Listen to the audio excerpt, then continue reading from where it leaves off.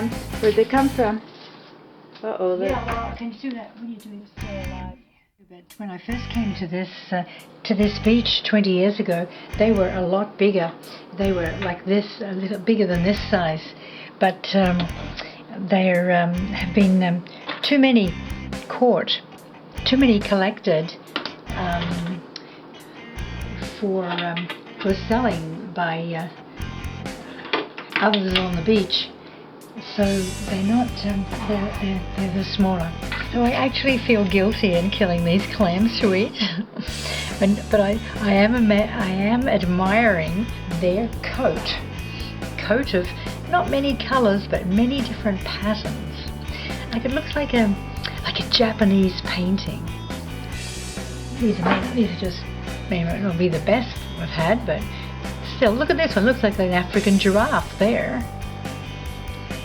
And they're just exquisite, and everyone is a different one, just like people are different, so clams are different.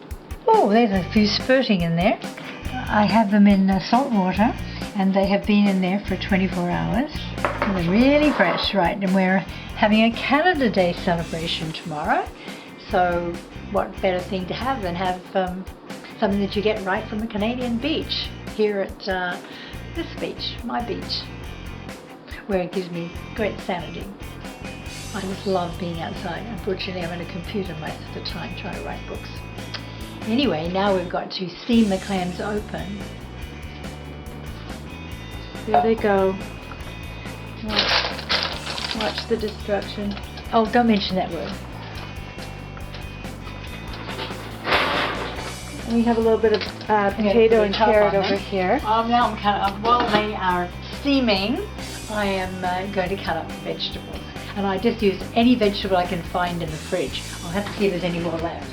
I get anything. You can put in leeks, but I don't have any, didn't go today, onions.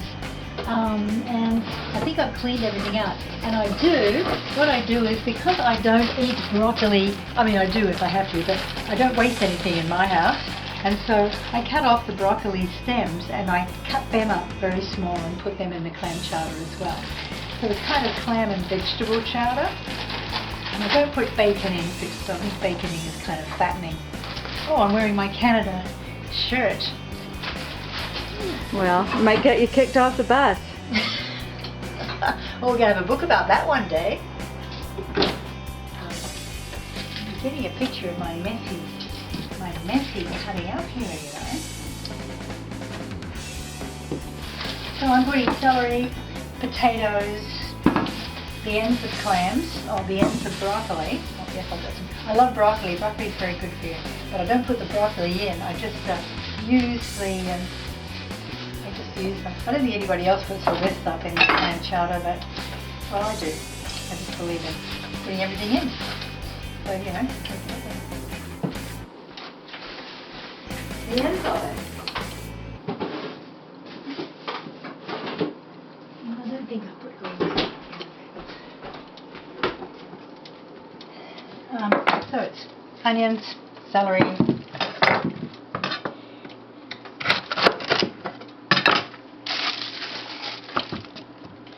and of course we put the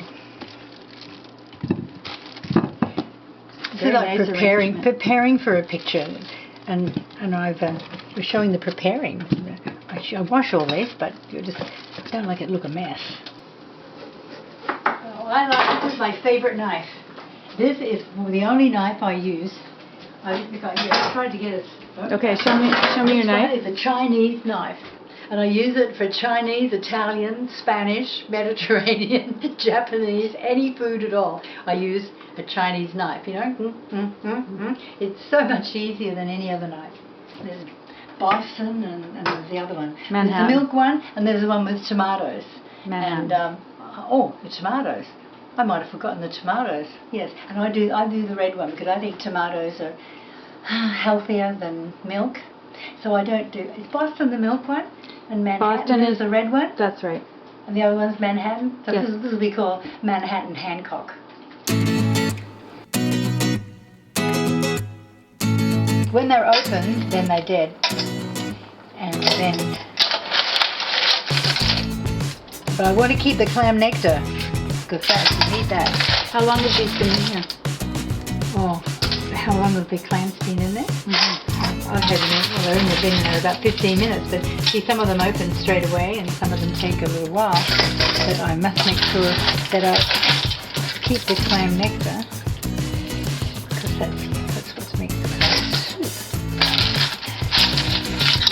Oh shit! Let's see. Shoot. You always want to do that too. That's what the towel's for. Yeah, that's right. I put them there especially. That's right. Exactly. There we go. So all of these open because they're, whoops, don't waste the clam nectar. Nope. Don't be wasting that nectar. So now I've got to put some more in. And I should get out with these.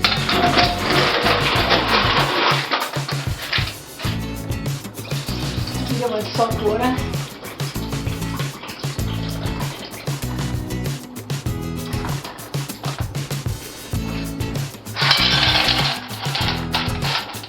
They turn a different color too. Oh, they're just so pretty. It's like paintings.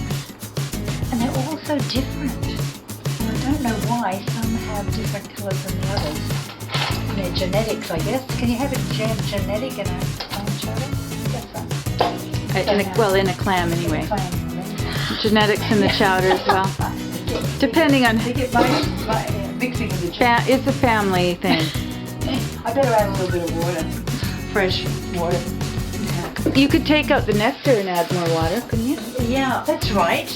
That's a good idea. So I make sure that nectar is not diluted. Great idea. Right. Great idea. I should have thought of that. We're all helping now, here in the kitchen. Gotta make sure it doesn't land on the floor. Well, what about, do you have a measuring cup or I've something? got another one of these. Yeah. I've got another one of these. Oh, I thought I got it next round. Get that nectar out. These are from Norway. I've had them for 60 years. Oh, see how. Oh, look at the nectar. Yeah. You're the third person to hold the clams in. Yeah, no, I'm just a camera person, so of course I can't be helpful. There we go, pure nectar. Look at pure nectar. And now we're adding more water. I don't want to. I'll finish them up on the floor. Okay. Oh, it's the other one here.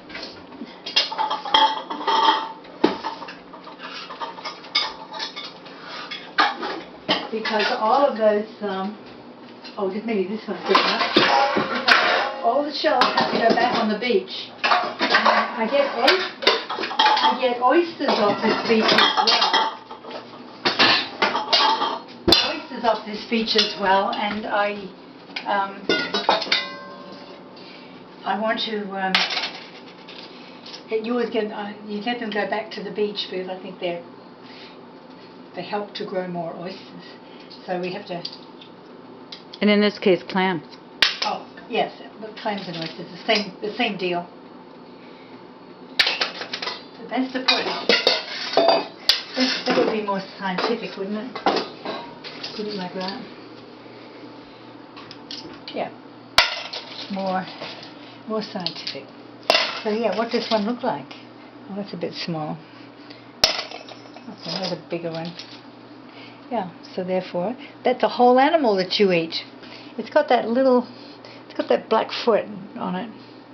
That's what it sticks up to get some air when at the low tide. Sticks up its foot? I'm calling it a foot. You're going to have to give me more. Wow, I have to learn my clam biology now. I can see. I didn't do any studying for this film, you know. This is just coming into the kitchen one Saturday I like that. night. The clam foot is what helps it breathe. I used to know it all once. Lynn is my teacher still. Yeah, right. It just goes to show you what crap you can teach kids if you want to. This is a clam foot. That's how they breathe. No, the idea was going to put is it more efficient to have, it is more efficient the other way, because this clams the shells in your hand. No, it's more efficient this way. The shells in your hand, and you go boom boom in there, and then that. Right, that's it, like this. Yep, that's an order. Shell goes Shell. there. Yep, and then body. there, yeah, the shell and the body. Body, So, yeah. body and With shell. foot and all. The foot, the intestines, the heart, the lungs, the liver. What if they have all those? I'll have to do some study. I think we should have some comments here. I think people should comment. Anyone who knows about clams, please let us know. Lynn will be writing "There's a clam in my bathtub." In my stomach, I think, tomorrow. Clam in my stomach. Yeah, that's the new book. There's many clams in my stomach tomorrow. You know, I wash my hands, but I'll make sure that people see me wash my hands, excuse me, because it's much easier with my hand, my finger. It's so small than me trying to do it with a spoon. So that's where's my. What are you washing with? I was washing it with. I had here. Insecticide. No, insecticide. Work. Okay, this is much faster to do it this way. Right? There. Now we can do it.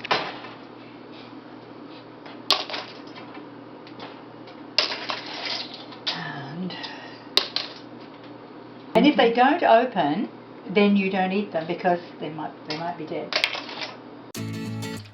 Happy Canada Day.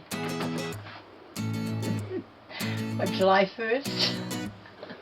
And here I am writing a letter to the interpreter at the Glenbow Museum because she wants to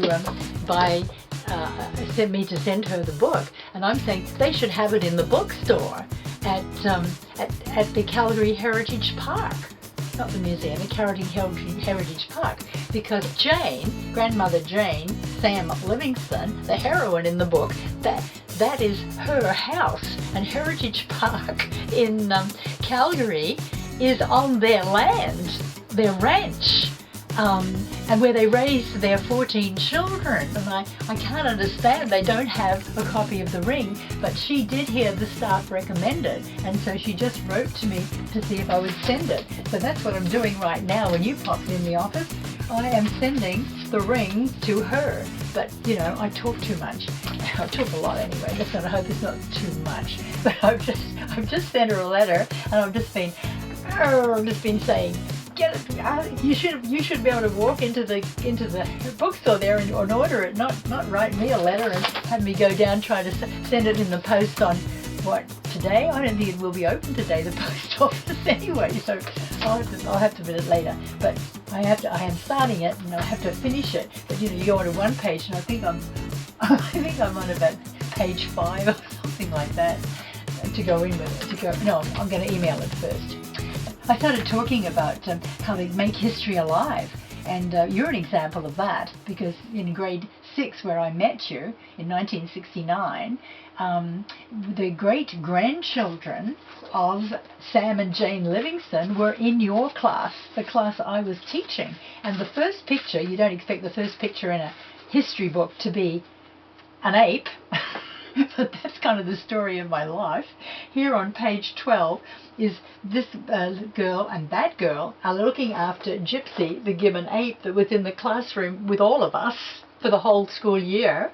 And Elizabeth and Marilyn Dowler are the great-grandchildren of Sam and Jane Livingston. And when they bring a ring to school and you ask who, where, when, what and why, the story of their great-grandmother comes and great-grandfather comes to be the first settlers in Calgary. Although I doubt that a lot of Calgarians know that. I sit on planes, you know, and I say, do you know Sam and Jane Livingston? No. Well, they're the first settlers of Calgary. And, oh, they are? And I said, yeah, there's a lot of places in Calgary that are named after them. The Heritage Park is not named after them, but that's their home, and people all know Heritage Park, they go there. And the kitchen in Heritage Park, in the big house, is where Jane entertained even royalty, not royalty, but Lord, forgotten his name, somewhere there. And and I said, there's Livingston School, and there's Livingston Fish Hatchery, and there's Livingston Twin Towers, and so on. And actually, Livingston School deserves an extra comment, because when I first gave a talk there in it was a long time, in about 1986, yes, for the predecessor of this book called Tell Me Grandmother, which has only got one copy and it's in the living room. And I went in there and there was a picture of Sam. Now he's pretty.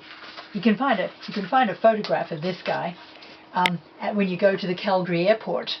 He's got a cowboy hat on, he's got a long leather jacket made by his wife Jane, he's got a long beard, he's got golden hair. There was a picture of him in the school at Calgary. There it is. Okay, isn't he great? It's a bronze sculpture, and I don't think anybody going into that airport realizes who it is. Sam Livingstone. Oh shit, it's got to be, no, I got to do it this way. Okay, I just did this stuff, I did this stuff last night. Cut all the vegetables up, and I couldn't find some Tabasco sauce. I thought, I've written a book called Tabasco the Saucy Raccoon, and I haven't got any Tabasco sauce. And when I first heard of Tabasco, first had the book come out, Mr. McElhenney of Tabasco sauce, he makes it in Louisiana. He sent me a dozen bottles, and that was when Raccoon and My Parker came out, and I used Tabasco to promote it. That was in a long time ago. And anyway, so then I found it in the other room in the presentation stuff that I take to schools. I have the box that I used to smuggle the raccoon with, and it's and Tabasco's named after the sauce, so that's where I found it. So you're supposed to put bacon fat in, but bacon fat to me is bad for you. I don't know, I just read it was bad for you. I've had this since my honeymoon, 19. I like orange. It comes from Norway, but I've still got them. It's because I like the colour. I've got to saute. I just want one dish. I'm just sort of picking up the onions. They have to do first. They should be separated, and then later you put the other stuff in. And then I add this, but I can't add it all now so why don't we go, because it's not ready to do it. I suppose I could, but I'm not going to. So why don't we I left this overnight, and I also left overnight all the clamshells, which I now want to return to the beach. So why don't we go down to the beach right now while this is, I'm going to turn it to low, not high, so it will be burned. That's the trouble with me. I cook and then I leave, and then the fire alarm sounds, so it's turned to low. So this is the clam, and that will make a really good, that'll be a bit better than a restaurant. Like a restaurant, you can't recognise that there's even a clam in the chowder you buy. And especially, I bought some clam chowder in a can, and that was unrecognisable. This will be recognisable. And then where's that? Oh no, I didn't put it in the fridge. We don't have any room for the fridge. Here it is. This is look, we got a lot of clam nectar out of this. So this will be good. I won't just have to add plain old water. That's clammy water. Tomatoes. I love putting tomatoes in everything because of the colour. Food is very healthy. The more colourful the food, the healthier the food.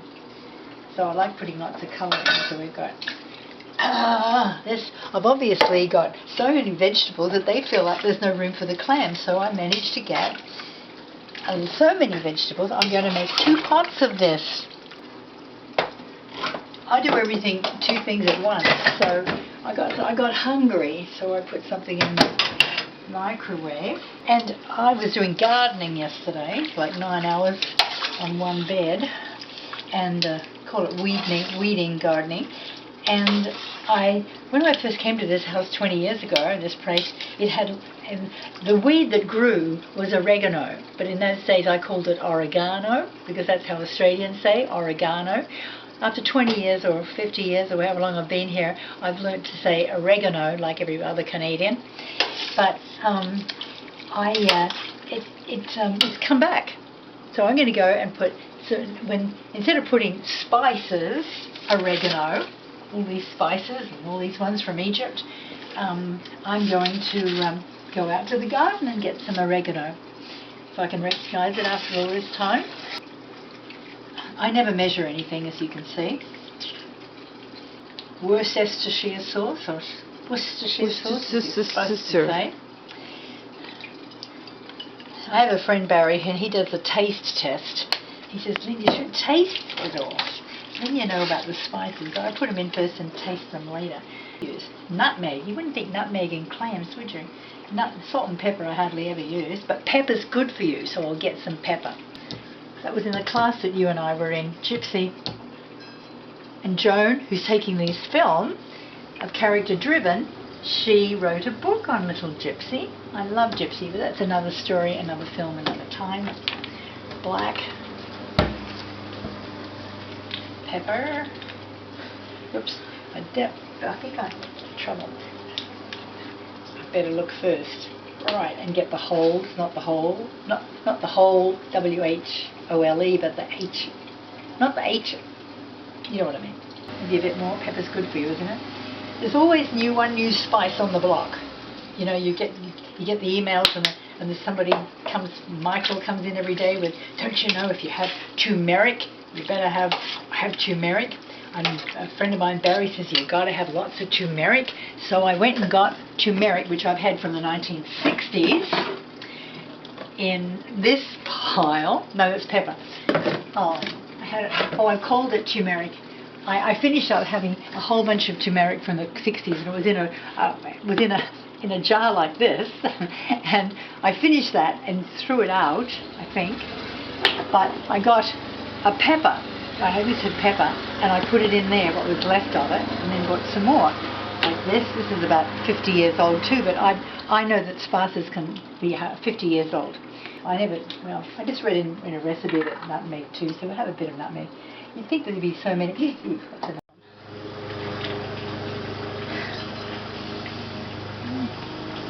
I don't think I'll use the milk. No, I think we'll just go down to the beach.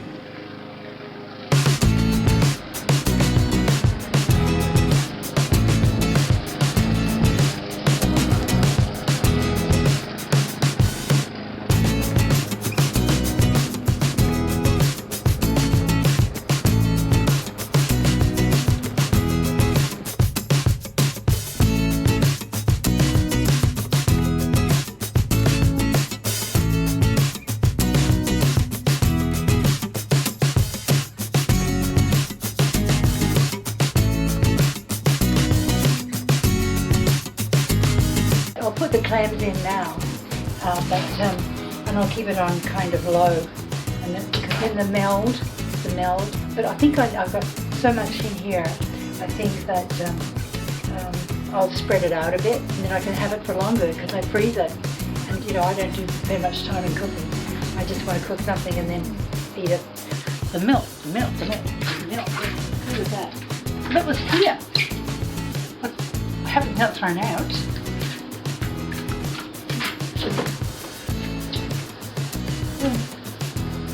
Is it in the other room?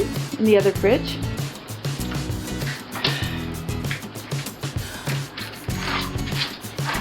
Was it a small? No, wasn't it?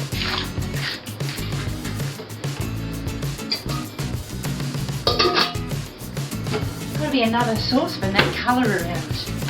You wouldn't expect a simple thing to turn into a drama, but it's my life. Well, I don't know what I'm going to do now, because I found the pot, and this had milk.